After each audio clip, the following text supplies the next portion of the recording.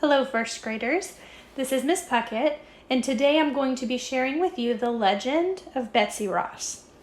Now, in the past few read-alouds, you have heard about many people who helped the British colonies in America become independent and form the nation that we now have, the United States of America.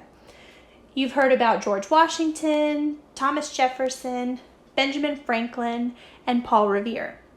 There were also many women who helped our country as it was growing in the beginning, and today we're going to be reading about one of those women, and her name is Betsy Ross.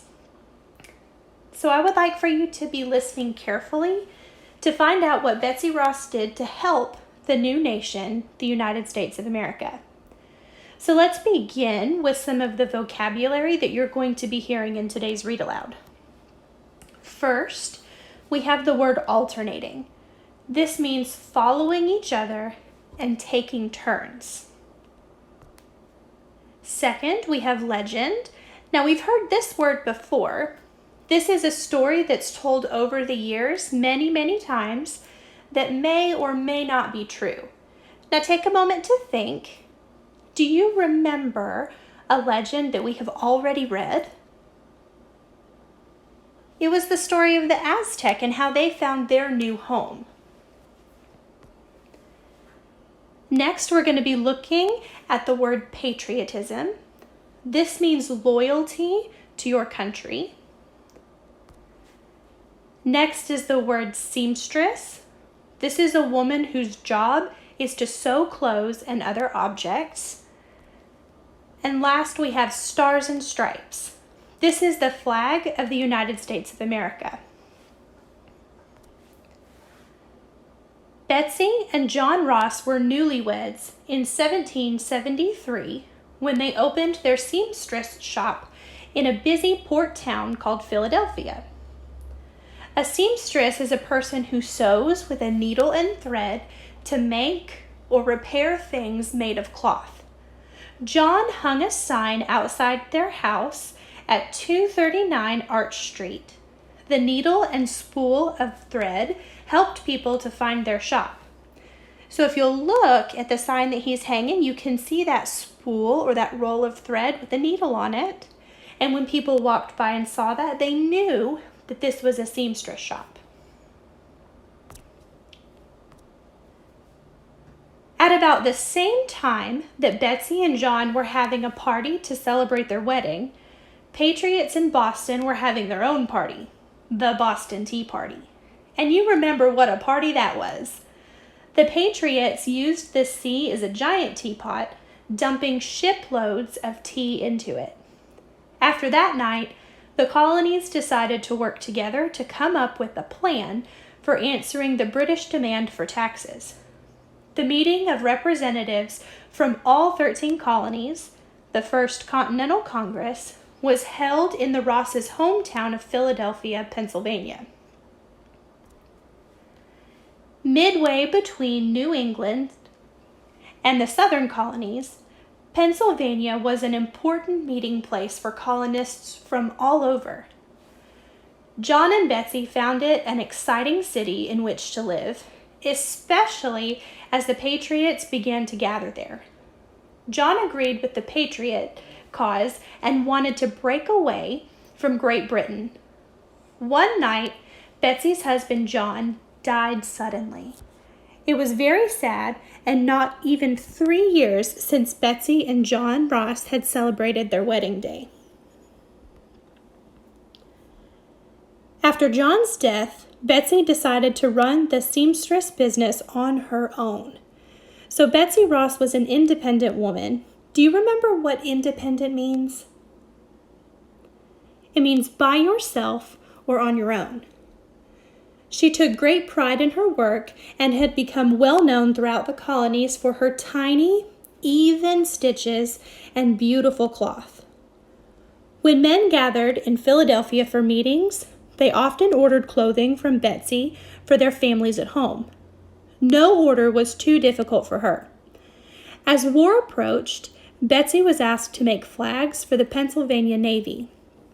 The Continental Army, led by General George Washington, flew one of her flags as well.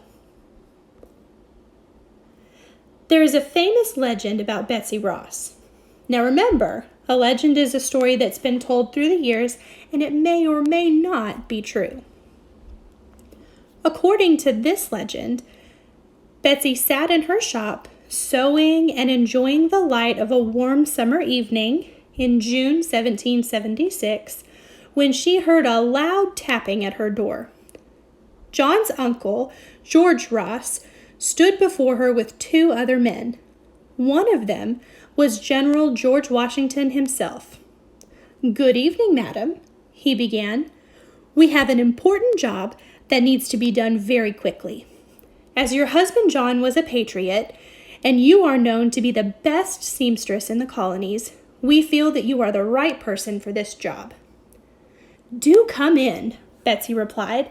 "I will heat the kettle for tea, and you can explain to me your business." "Thank you kindly, dear Betsy," said George Ross, entering the house, "but I'm afraid we do not have time to sit down. As you may have heard, the Continental Congress is meeting here in Philadelphia for a second time. We're on our way to a meeting this very evening. Soon, quite soon, we will formally declare our independence from Britain.